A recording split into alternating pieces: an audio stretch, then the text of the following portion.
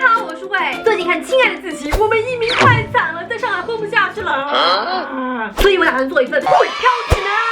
毕竟我在上海快5年了，真的有一些踩雷后悔的地方，带我列出来供想来上海的朋友们、学生们参考避雷。有想法来上海的先收藏起来。第一，我要说的就是户口居住证的问题。想当年我年少轻狂，完全没有考虑这个问题，觉得自己不可能在上海了，我都没有去了解一下。唉，年纪轻轻脑子不好，这造成了什么？我之前不是说我最穷的朋友们都在上海买房了吗？这句话的重点其实不在穷不穷或者买不买房，而在于他们都有资格买房，他们都有上海户口了。所以快拿出小本本记一下。首先，只要你是应届生，甭管上海的还是外地的，本科还是研究生，都是有资格去积分落户的。虽然也很难，但是你积极看嘛，说不定你就是这么优秀呢。为啥放弃这个机会？还有留学生们也可以哈。本科的话就是学校世界500强，国外读研究生的话那就是国内211或者国外500强。具体的政策以及每年的变化，你可以关注一个公众号叫做上海本地报，相当于一个上海的百科全书，你想要的信息上面都有，你自己发关键词过去，比方说落户，他就会给你回复啊。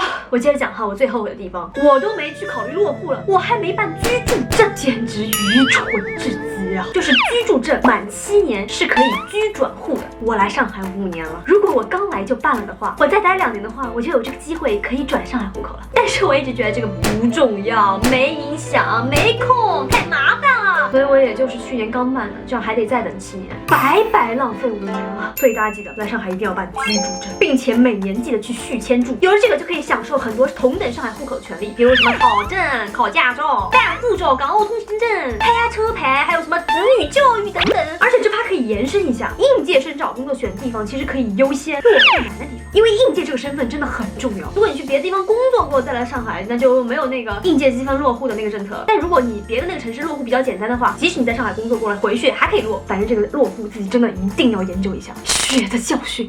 好，这趴过，来聊一下上海的衣食住行吧。衣服有什么好聊的呢？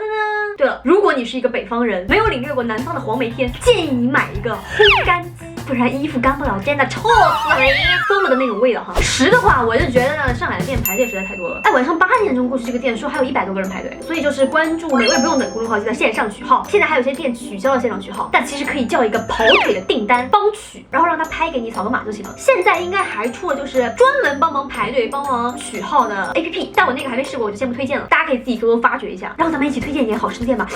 大家可以弹幕评论走一波哈。红盔甲中发到高老关 K 大志。对了，如果家里自己做菜的话，我一般去叮咚或者是盒马买菜。接下来是住，大城市租房确实有很多问题，很多大型知名 APP 其实有很多假房源，因为他们其实相当于一个淘宝，就是里面有不同的店，有的店是真的，有的店是假的，所以在里面找房的时候，你要看是哪家房产经纪。比如我自己租的话，链家是真房源。在上海中介费应该是1个月房租的50%，我个人觉得还是中介签合同比较靠谱一点。如果说是什么豆瓣找那种，确实有很多二房东之类的。反正我第1年除了是自如合租，后面全都是链家找的房。之前做租房视频时，大家说的那一系列租房的问题，反正我一个都没有遇到过。租房我觉得还是这个中介费交就交吧，可以给自己省很多后续的问题。然后租的方式一般不是都有整租或者是合租吗？刚毕业可能咱们都会选合租，便宜嘛。但是除非是生活习惯相同的人，不然真的好多合租都能掰了。所以说还有一种选择是独栋公寓，就是那种 V 领地啊什么之类的，一人一个房间，外面会搭配一些健身房啊、厨房之类的。然后租房的要求除了常规的什么进地铁呀，然后周边设施齐全，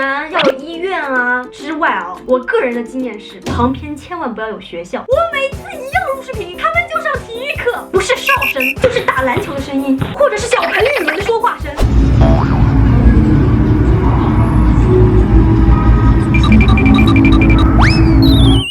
太难了。还有房内的话，除了什么朝向朝南之外，厕所记得一定要干湿分离。真是累。再来说说上海的出行，出行的话，直接下载一个 APP 叫做上海交通卡，就相当于原来的那个实物交通卡。绑定之后，你可以直接啪刷手机，什么地铁、公交、出租车应该也可以。然后共享单车的话，有支付宝的哈罗、滴滴的小蓝、青桔、美团的摩白。选择骑车的话，你一定要记得过马路的时候一定要下车推行，不然会被罚款哦。买车，其实我不太建议买车，停车费太贵了。如果你去商场看个电影再出来，80块钱肯定要了。我有一次去新天地玩，我打车过去大概30多块钱。来回的话最多也就80吧，但是停车费就下午到晚上深深收了我120然后沪牌又贵，最近的均价都是9万多，外地牌照的话限行，这段时间是上不了高架的。当然了，可以买电动车，电动车送沪牌。哎呀，衣食住行说完了，还有什么？工作的话，应届生的那种秋招肯定是最好的。如果是往届生的话，互联网行业的话拉钩，其他的话就是智联、前程无忧、Boss 直聘，还可以在麦麦上把信息更新好，这样的话会有猎头来找你。如果说是一些你没听说过的小公司，可以去天眼查公司信息。哦，对了，如果说换工作中间有一段空窗期的话，记得一定要补交社保，社保不要断。差不多了，如果大家还有什么问题，都可以在上海本地保中找到答案。沪高党们冲呀！